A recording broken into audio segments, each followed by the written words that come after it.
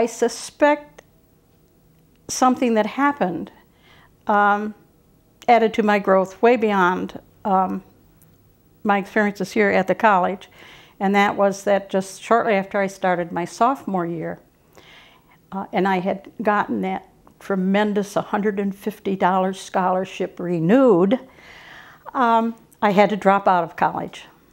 My mother had a heart attack, and there was no question as to who was going to stay home and take care of her. She did not go to the hospital. I still had to work, and so it became necessary for me to drop out of Aurora University, and I was devastated until I received a phone call from T.P. Stevens, and he asked if I could come into his office and talk. And when I arrived and got seated, this great man said, "I know that you have had to drop out of school and the reason. And I want you to know that your scholarship will be here when you come back.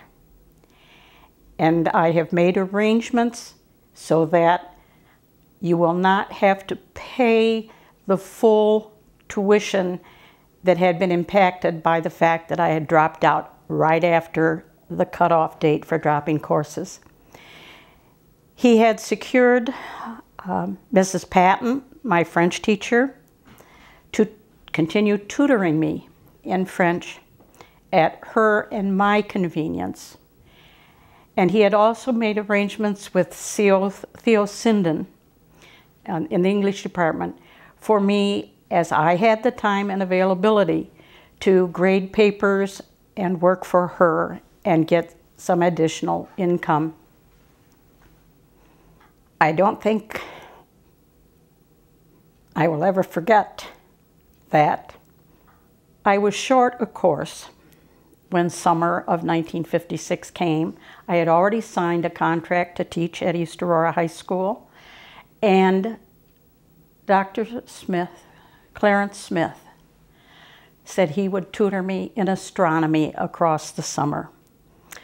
And he actually tutored my mother and me, because she came and we together looked through the telescope and talked about stars, and she and I laid out on the back acreage and studied the star patterns and shared that with Dr. Smith. My indebtedness to this college, I suppose, is not very different from a lot of other people. But it showed me that this was a truly Christian college. T.P. Stevens was the most Christian, gentle man I had ever met. James Crimmy, Theo Sinden, Francis Patton, Dr. Smith. I could go on. They made a great deal of who I am and what I have tried to be.